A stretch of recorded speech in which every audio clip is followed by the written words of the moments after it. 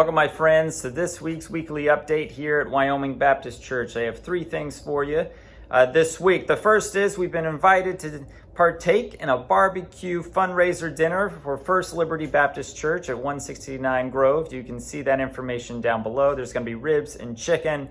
This is to help support some fixes on their building right now. They got a couple leaks in the roof. So if you can, be sure, let's go out there this Saturday starting at 11 a.m. going to 5 p.m. and get some great food and help them fix up their building a bit. I've been told that once they're out. So come early and be sure to get your ribs and chicken.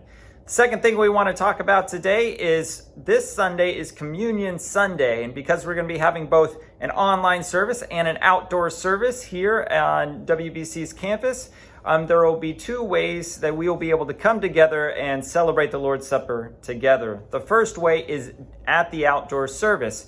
You can either bring your own bread and juice to the service and set it aside for use when we celebrate communion together at the end of the service on Sunday, or you can use one of our pre-packaged communion cups. Those will be available, and we're going to be handing them out as safely and sanitarily as possible. So I encourage you to come and either bring your own bread and juice or use one of our communion cups.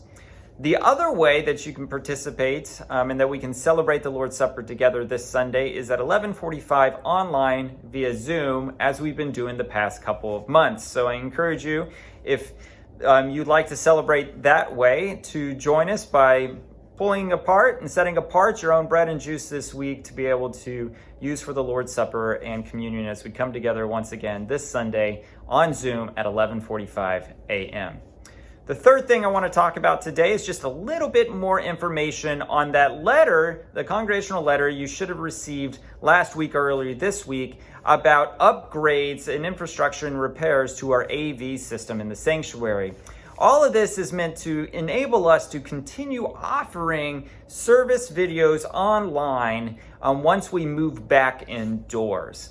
And so there's a bit of infrastructure repairs and upgrades to be able to make this possible and clean and good looking and everything like this.